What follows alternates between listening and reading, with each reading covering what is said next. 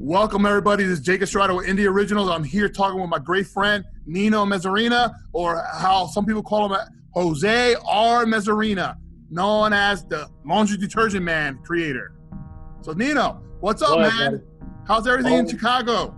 everything's going by slowly. Time keeps moving on. We got to do what we got to do day by day, right? Yeah. So, tell me a little bit about what you've been doing recently, man. Recently, I've been trying to get some more new Laundry Detergent Man artwork out there. Last night even I was just thinking about it and started making some new 2020 sketch cards. So you see, you got the Laundry Detergent Man there. These were all just made last night, so they're not even 24 hours old. There you go. There's his alter ego, Jose Chalaco. For those that are not familiar with the Laundry Detergent Man, and then he has his own like superpowered enemy, Dirty Laundry. Dirty Laundry. I love that guy. That guy's always awesome. Dirty Laundry. He's misunderstood. That's him. See, there you go, Rene de la Raza. They work. He works at his grandfather's laundromat, the Abuelo Wash. Abuelito. Yeah, for those who are not familiar with the character or the storyline, and I also been doing some stuff because Jake Strada, I know you are the creator of Bocas and everything, so I had to have you.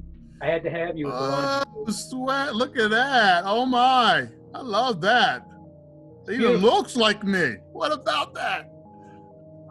Kind of, sort of. I had to close my eyes and remember what you look like. I'm one sexy, ugly dude. Too hard on yourself. There's the Laundry Detergent Man. See? I love it. That's awesome. So tell me a little bit about the inspiration about the Laundry Detergent Man.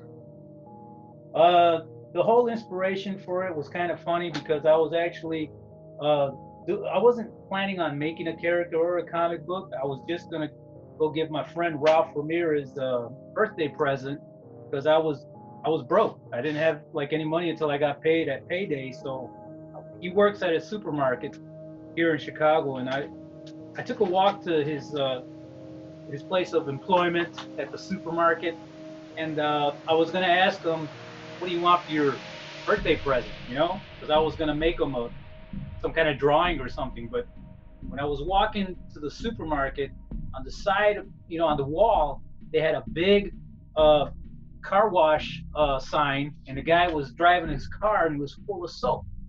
So I don't know why, but it just kind of like set off a spark in my mind, and I was like, wow. I turned around, ran back home, and I started drawing these sketches out.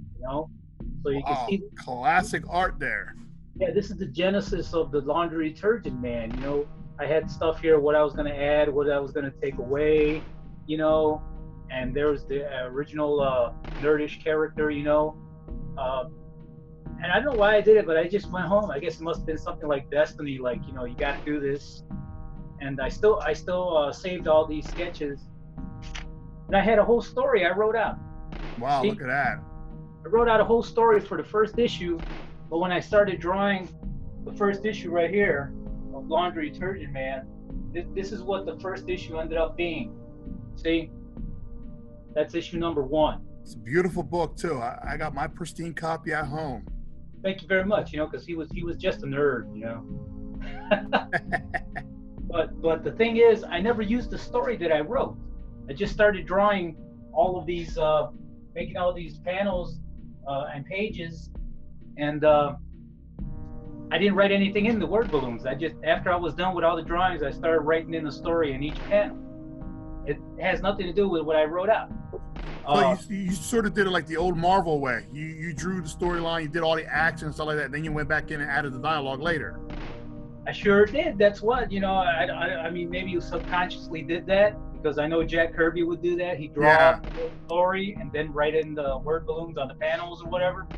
And later when I went over with Space Coast Comics, I kind of continued that thing, with you, Jake, and we came up with the whole Scrum idea. Yes, Scrum. Scrum is the word. Yes. And that's how the whole thing started. Yes.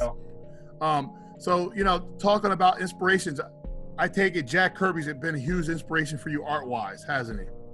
Jack Kirby has always been like my number one hero in comic books, art-wise, creator-wise. I would even say as a writer, because a lot of people don't like his writing who have read like New Gods and other stuff he did, like OMAC or whatever. Oh, it's so boring or whatever.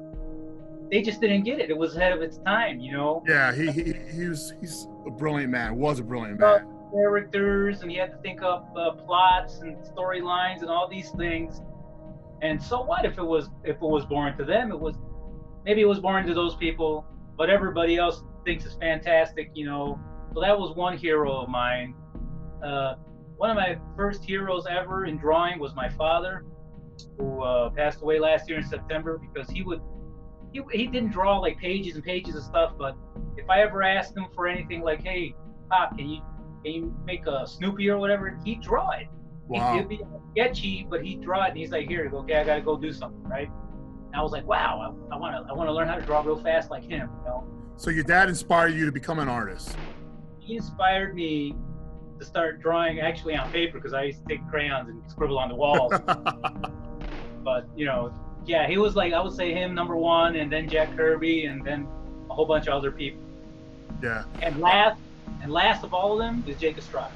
Wow, that Jake Estrada guy is a lucky man. You're right at the tail end. I love it. So as you started creating this character, and you've gone, you know, you've had the character in a few different studios, and then ultimately you came out to the Space Coast Comics line. What drew you out to start drawing the character in different places, such as Space Coast Comics? Well, you know, I did start at first. I was just drawing it out like in my sketch pads or whatever. Yeah. And I met a guy. He was the publisher of Instant Press Comics. Nice guy. Yeah, Rene Castellano. Yeah. Nice guy and everything, you know. He offered to go ahead and publish issue number one of, well, not actually issue number one, but first appearance. Yeah. First appearance, right?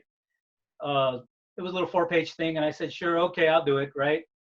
And after I did it, he said, I can go ahead and make your first issue if you want, right? I said, sure, okay. And that's the way we did it for about 4 issues, a magazine. And like in any business, you know, sometimes people don't see eye to eye, or they disagree on things, and they move on, right? Yeah. I moved on friendly. I didn't have any kind of like any kind of I still keep in contact with the guy, but Yeah. you know, you got to move on. You got to move on. And when I had the books, I went to New York, and that's where I met you in person finally. And after a while, I got to know you, and you had been making your own book, Bocas, and everything, and other stories. And then you told me you had Space Coast Comics going. Would I like to go? I said, sure, I'd like to go. I have no problem with that. You know, I'm not under contract or anything. You know, and that's when you Space Coast Comics went ahead and did the premiere story of the Laundry Detergent Man. And another thing, it was now in full color. That's right. Beautiful book, man. Beautiful artwork. I'll always love your art, man. Thank you very much. You're always been a huge asset to Space Coast Comics. In fact, you know, you are a peer. You're just not someone that works with me. You are a partner to me, always side by side, and that's how I always looked at that. Thank you very much. That's the way it was, like an unspoken thing. And I myself, I forget a lot of times. You remind me. And I even got in touch with you because I wanted to do my own. When I was at the other place with Instant Press Comics, I wanted to do my own thing on the side as well. Yeah. You know, so I had contacted you, and you were able to produce this for me. Yes. And this is pre-Space Coast Comics. I know, but that's almost like, what, 14 years ago, man. 15 years ago. 14 and 15, something like that. Yeah, it's a long time ago, man. Yeah, and it also has this historic back cover. That was the last appearance as my father as Bocas. Well, that's cool. See, but I kept my one issue because all the ones I printed up with you, they sold out. Now, yeah, I don't have any of those. So you got something historical there, bro. I got like a rarity here. You know, Yeah. I'm gonna have to like break. I can't even find the artwork for this. You know, I That's know what I have it happens somewhere. after a long time. Artwork goes missing over time. Yeah, you know, they did a Jack Kirby on me. Somebody stole it. Uh, yeah, but that's how I got over to Space Coast. In between, I would get little side jobs with newspapers. Yeah, you currently work with the local newspaper there in your town, right? Yeah, currently I'm working as the editorial cartoonist, editorial slash political editorial cartoonist for the Gazette Chicago. I worked for the Chicago Journal. I worked for the Nitty Gritty News, a couple of high school papers, the college paper too, the UIC Flame. So I'm not like a millionaire with these jobs, but you know, it's actually paying jobs. You know, they actually have to cut me a check. I got to write my Yeah. taxes. It Honestly, helps. you're a working professional artist. Yeah, I never really looked at it like I was a big time pro, but if I am getting a check and I got to pay taxes You and are stuff, then pro. I'm a pro. You know, Yeah, you're a pro, man. You know. thank you very much. I'll give you a 3D thumbs up, right? That's right. So, so what are your plans for the Unbelievable Laundry Detergent Man, man? Well, you know, as long as I'm staying with doing Space Coast Comics, like we did with the this was That's, another story for Space Coast Comic Con that's right. that was produced by Jake Estrada and Space Coast Comics. Uh, and I also plan on we're in the talks of making a brand new issue number. It's not actually brand new because the character's already out there. Yeah. It's a restarting, the reboot of the Laundry Detergent Man, but this time the original ones were in black and white color paper. You know, I mean black and white paper, and these are going to be in color. These are going to be full color on high quality paper. It's going to have it's going to continue the story of the Laundry Detergent Man, but now it's going to continue on the Space Coast Comics label. That's right. So basically, it's going to be a volume 2 in full color, which continues the original storyline. There you go, volume 2, issue 1. Yeah. The reboot. There's already a 10-page story. This is done. This is a 10-page story that was done for a while.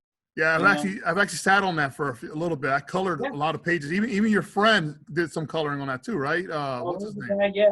In Texas, he colored a page or two or something. So I got the file somewhere saved. We need to get a hold of that kid to see if he's willing to work with us more. Yeah, you know, he's always available. Right now he's at home. Everybody's at home. Yeah, this mess. You can catch him easy. But besides that little 10-page, I'm gonna go ahead and do like a brand new ongoing story. Yes. You know? Because the stories that appeared in Space Coast Comics, they were like 4-page vignettes. You know. Yeah. It was its own like standalone type stories. You know, that had nothing to do actually with the actual storyline of the book. Yeah, they were like there were more like comical storylines that were outside of continuity. Yeah, they were more like comical, humorous type of stories. I mean, I did write them and everything. It is part of the Laundry Detergent Man history, but it has nothing to do with the actual comic book storyline. Yeah. Because we got this done, you know, for Space Coast Comics, and this is the original artwork here. Because so you draw on 11 by 17 paper, don't you? So I want to let people know that Nino actually draws on paper, guys. Still, he doesn't use a Wacom tablet or anything. He's drawing on paper right there. You know, I'm an old guy, so I still use wooden number 2 pencils. I have an art board, but I ended up using it as my computer table. So I draw everything wherever I can, on the kitchen table, on the art boards, or whatever. I don't have a Wacom tablet. I don't use a lot of Photoshop at all. My son, he does a lot of that stuff. So I told my son, if you want, you know, you can teach me some of that stuff, because, you know, or else I'm going to get knocked out of the game, you know. No, I don't think you're ever going to get knocked out of the game, though, because your art's unique and special in its own way. So, you know, as long as I'm alive, there's always going to be work for you. Well, thank you very much. The two 3D thumbs up, right? Woohoo! Yeah, you know, just to be safe than sorry. You know, it's always good to brush up on your skills and learn a few tricks and trades. You know. Right. I won't. You know, I won't necessarily be or have to be the best, but I just want to know Yeah. how to use it, you know? Yeah. Amen, bro. Knowledge is power. There you go. So yeah, you know, and that's one of the things I have planned in the future. I also was told uh, that I am a judge in the Indies original That's uh, right. You are a judge in Indie Originals, a mentor, more or less. mentor. So meaning whenever we have somebody win in the comic book contest, they're going to be able to call up Mr. Nino Mesarina and be like, "Hey, my pencil broke. What do I do?" And you're like, "Get a sharpener." Right. What are you calling me for? Oh yeah, I'm a judge, right, and a mentor.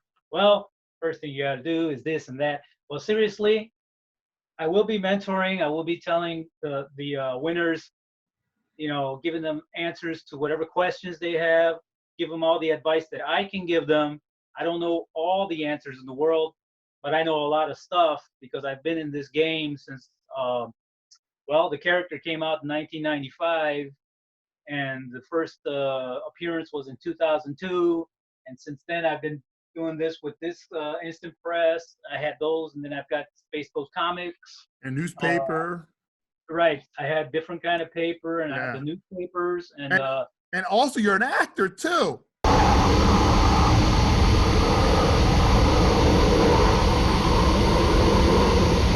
Nino's Tacos since 1998. Come down for a juicy meal starting at $5.99 and meet Nino himself. That's right, folks. At $5.99, you can meet Nino himself. Yes, it may be the apocalypse, but we still have tacos. So come on down to Nino's Tacos before we're out. That's right, before we are out. yeah, that's what I heard. You know, Yeah. they put me in one movie, and now I got my cameo in the Boca's movies. Yeah. How did you think about your cameo appearance, Matt? Oh, that was good. It made me hungry. I had to keep eating tacos for my scene. Nino's Tacos, even in the apocalypse. Yeah, even now in the pandemic, right? But it was good. I'm part of the Boca's history. Jake, you put me in the storyline, and now I'm part of the Boca's movie too. You know, Yeah. funny. Part of the history, Matt. That's how it goes, right? You Yeah. know. So yeah, the Indies original. That isn't necessarily only for comic books, right? I mean, No, in these originals for all arts, man. Because I love music, I love movies and comics and everything. So we made this huge competition that also accumulates into like a convention at the end, where we give out actual awards and actual prizes and all kinds of stuff. And we always thought that it would be a great touch to incorporate the comics, so we can talk to other professionals, other creators out there in the independent market like yourself, that you can talk to these upcoming artists and give them, ideas and inspiration and, some advice. Like sometimes, you and I both know as an artist it's tough, man. There's been times, I'm sure even yourself, that you've done this book and you're like, what am I doing this for? Yeah, there's a lot of times where I've thought that myself, and just when I feel like getting out, I'm like, you know what? Forget all those haters Yeah. and let me feed off the negativity and keep going. And I'm still going. Yeah. I'm still in it, and you got to pay your dues, man. Yeah. You got to pay your dues. There's no shortcut to the top of the mountain, No. unfortunately. But I wish there was something like in these originals when I was starting that would help us out, but I know. they didn't have it back then. But fortunately now they have it, and everyone should look into it who's an artist, a singer, an actor, a musician, whatever, because you know what? I am also a musician. I know. You're very talented too with that guitar. I remember when you came to our house at one time several years back and you played a guitar for my kids. Yeah, I did. I remember that. I was kind of honored that you would let me play a live show for your kids. they talk about that still. Yeah, I used to play in nightclubs with actual blues bands and musicians. Every now and then I'll go to a mic night. I don't get into it too much now because now I've gone more all into like the comics. Yeah, it becomes hard to juggle multiple things. I know myself. Yeah, well, when I was young and single, I can go every night. I didn't have a wife. I didn't have a kid. If I lost my job, big deal. I get another job. but I can still do it. I can still play and sing and whatever. Uh, so if there's any musicians out there too who would like any advice, the advice that I can give them, I'll freely share with them. So talk about music a little bit since you play that. Have you ever considered like start to do your own YouTube station where you're playing the guitar and you're singing a little bit and see if you could build up a brand new Yeah, fan base? I thought about that. I made a lot of videos, but I don't really share them. I share them sometimes, like in Instagram or with a couple of friends or Yeah, whatever. I've seen a few of the videos that you shared. Yeah, but I've been thinking about it. Yeah, I should make my own little channel. I mean, everybody's making their money and name off those channels, and I'm missing out on that. I'm like, hey, that's money wasted. Because if you got a channel and you get a lot of subscribers, they pay you for that. Exactly. They pay you for that. Just like I've seen people eating in their cars, and they're getting paid to eat in their cars and make a review or just eat in their car and talk to the camera. So Yeah. I've been thinking about that. I gotta get something done. I don't care. It doesn't have to be the best, but as long as I get paid, right? Yeah. The same with all of you independents out there. If you don't have a channel, look into it because I'm gonna do it myself too. So talking about independence more, me and my partner Chuck Fresh, we've talked about how independents are terrible in marketing themselves. They don't step outside. They just sit there and they draw and they go to conventions or they don't tell nobody that they make comic books or they make music. They're just terrible on promoting, period. What would you say to a person that is in the comic book field that's not promoting? Should they Well, promote? that's the thing. If you're an independent, you're not working for a big mainstream like Disney or Marvel or whoever, DC. You're independent. So you have to promote yourself. When I started, I knew I had to do that, so I did that myself. I'd contact newspapers, I'd contact local TV. It didn't matter if it was local or nationwide. The thing is, you try to get your foot in the door and get people to notice you. If you're on Facebook, make your Facebook group, Instagram, everywhere you can. You know, People might say, there might be haters out there and like, look at this guy, he's so into himself, or look at her, she's only thinking about herself. You know what? So what? It has nothing to do with you. It's me, right? I'm trying to get out there. I'm trying to promote my stuff. So they should not think like inside the box. Think outside the box. Yes. Promote. If you've got a book, if you've already got a book, try to get it into the stores because you can get it into the stores on consignment. You don't need to go to a big time distributor. You can go store to store and do that. You know what I would do a lot since I live in Chicago? I take any one of my books, right?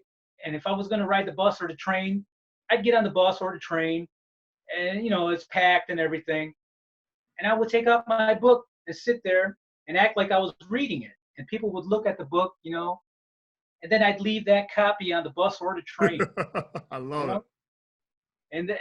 And my book has like the email and everything. They'd say, "Hey, I like this issue. Where can I get another one?" Right? And that's how I would make like my free self promotion. Uh, First of all, the title is kind of funny.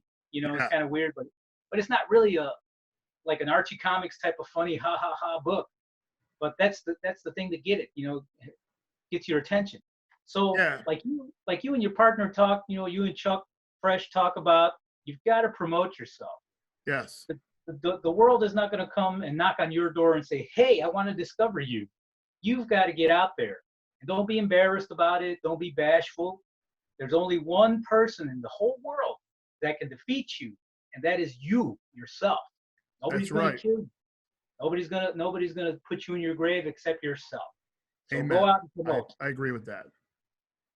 So, talking about, promoting, you remember when we did Space Coast Nerd Fest? You remember how hard we hit the floor that day? Wow. Well, you know what? Nerd Fest. I had a lot of fun. I have to say it wasn't the best run show, No. but I did have a lot of fun. But then we had stacks and stacks of the program guys that the showrunner at the time, he dropped the ball on that. So me and Jake had to go out there and just like old time like newsies, be like, kind of like on the corner, extra, newspaper, whatever. Yeah. We're We like, were programs. at the top of our lungs, programs. Everybody that comes in, whoever comes in, everybody walking past your table, program. kind of like at a baseball game or whatever. You're Yeah. selling. That's what me and Jake did. We had to do it. You know, sink or swim. It was trial by fire. We had to do it because we got stacks of this stuff. So Yeah. that's what we had to do. And if you got to do that, don't be ashamed to do that. Nope. No shame. No shame. You got to pay your dues. And we made some money doing that big time. We sold quite a few copies. We did. Everybody that was, and in fact, there was a celebrity, I think, I can't remember his name, from Michael Winslow. Right, from Police Academy. He walked by. We shoved the programs in his hands. He took pictures with him. He was looking at us and everything. And then the little crowd that was following him, just because he held the book in his hands, I want to get one of those. Yes. And it was like sale promotion, Yeah. But you got it. All you independents out there, you have to do what you have to do. Don't just sit around and believe like I'm going to get discovered. Somebody's going to come find me one of these days. Why wait for one of these days? This could be the day. Get out there and do it. Don't stop. So there's been all this big talk about DC Comics breaking away from Diamond and creating new distribution channels for themselves too, in fact. And comic shops are talking about this is a terrible thing. What do you think about that? Oh, come on, give me a break. For the longest time, there was a monopoly on comic distribution. You had a book, you wanted to get it into the stores, Diamond distributors were the only guys. You'd send them to them. They'd send you back a reply, sorry, this is no good. And now you're stuck. Oh, and they had a minimum where you've got to have so many thousands of books before they will consider distributing your book. So I see it as now they're gone. This is the golden opportunity. Yeah.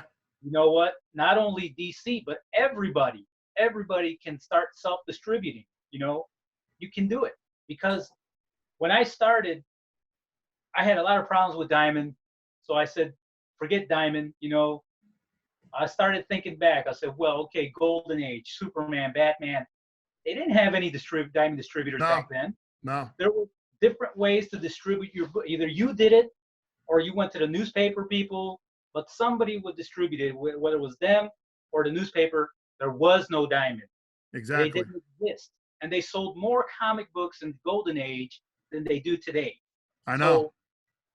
So I think right now this is like a golden opportunity for everyone to jump on this, And that's what I tell a lot of people. I tell people that, you got to think about it.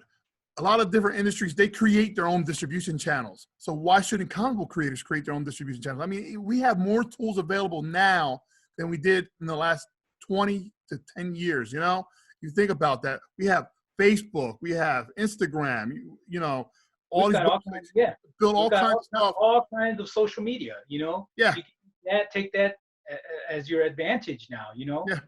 I mean, you can have digital comics, you can have print comics. I mean, there's so many different ways to get your story out to the masses, to build your brand. And people are still want to be shackled to this old school method. Oh, it has to be through a distributor. You be the distributor. You create your own channels. A lot of it is that a lot of people are scared of change, Yes. And a lot of people are scared to take a risk. A lot of people will sit back and say, well, I'm going to wait. Maybe it'll work itself out and everything will go back the way it was. What if it doesn't go back the way it was? What are you going to do? You're going to wait 5, 10, 15, 20 years, let the boat go by. You're going to miss your opportunity. You got to take a risk. Life is a gamble, you've got to do it. And like you said, we have so many opportunities now that we didn't have back then. We've got social media. We've got the internet. We've got just word of mouth where you can just go out to these different shows. When all these conventions, when they're going to start up again, you can go to all these conventions. You don't necessarily have to go to a convention to buy stuff. You can network at the show and make more contacts, make business deals, and start distributing your own stuff. Exactly, man. Amen. You said it best right there. You make your own contacts. You create your own network, and that's key in this industry, in any industry. You make your own contacts and you build it, and then you let the work speak for itself too. You know, if you're constantly creating work, people are gonna look at it. You don't even need to be the best. You just need to have something that people, you know, like, which is yourself. You know, as a creator. Right. Here's the way it goes too. Like you said, you don't have to be the best. You don't have to be number one at this. Get your foot in the door, make your contacts, and here's something else. The contacts that you make today, they might not be like a powerful person in the industry or whatever, but as the years go by, that person might make it to the top. Yeah. You know? And they'll be like, I remember this guy. He was the only guy that gave me a chance or whatever. Or, oh, I remember him. We started out together. Okay. So you got to make those contacts. Okay? You got to make those contacts. But nobody's going to make it for you. You've got to do it yourself. And right now is a perfect opportunity with now that Diamond Distributors pulled this. And you're like, whoa. A lot of people, they're like, oh, no, they're out. What are we going to do? You know? But someone like me, someone like you were like, all right, this is what we've been waiting for, right? Now we've got a bigger chance to do this. So, you know, talking about contacts, sometimes, you know, you and me are crazy kind of guys, Nino. Sometimes we get people angry. So I'm being controversial and you've been controversial. What do you say about those people that say, oh, Nino's controversial, stay away from him? Hey, only the strong survive. Amen. And really, if somebody's going to come with that negativity to me, I don't want you around me, okay?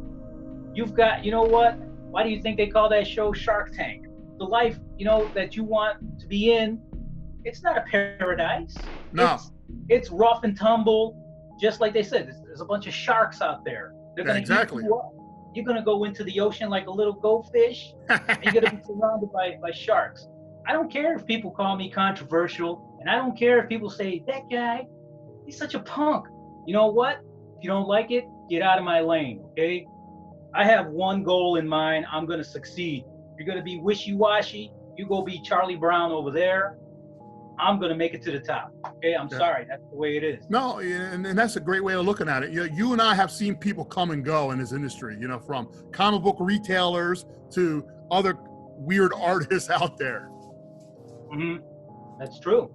We've seen them come and go. Some of them are still in it. Some of them have just decided to throw in the towel. Yeah. We're still going. Yeah, we're still out there, still creating. Go ahead. I was going to say, you know, both of us, me and you, we're family men. We've got families. We take care of what we got to take care of. And we do what we want to do. We love doing what we want to do. Yeah. But you can't be soft. You can't be a tomato. You can't be a tomato, but you're going to get squashed. Right? You don't have to be a mean punk to everybody for no reason at all. But when it's business, it's business.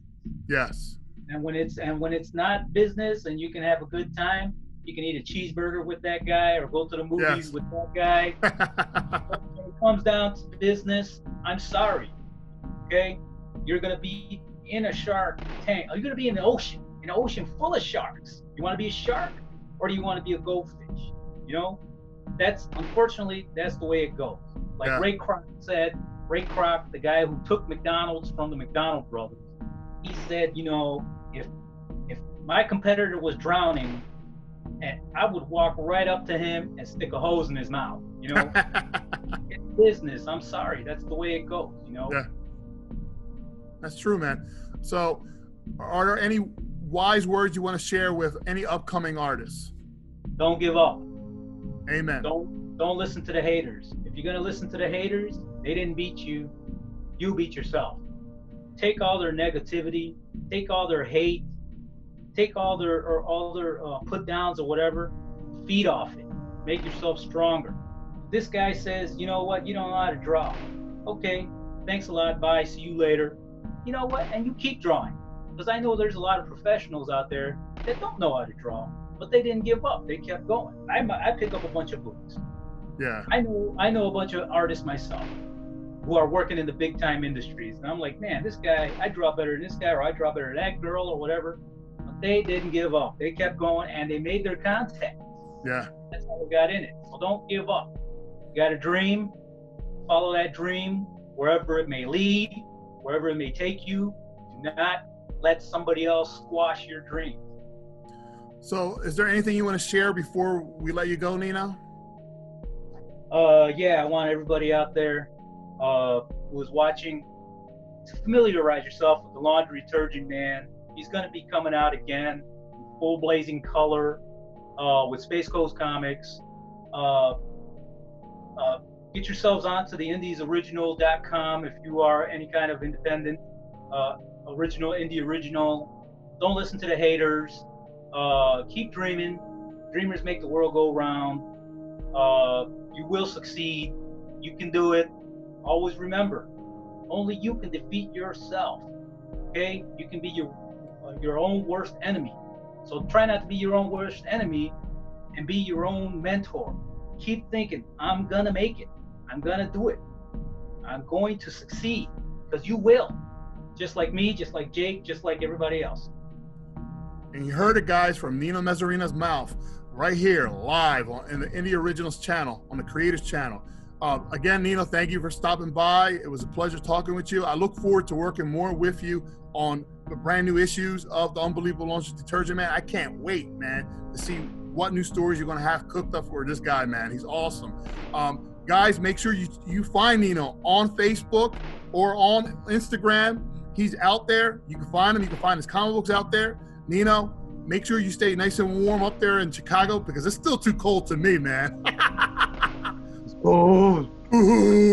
So, guys, check out Nino and make sure you sign up for Indie Originals. He will be one of your mentors, guys. So make sure you sign up now. So, okay, Nino, tell everybody I said what's up. Talk soon, guys. What's up? Bye. See you. Bye.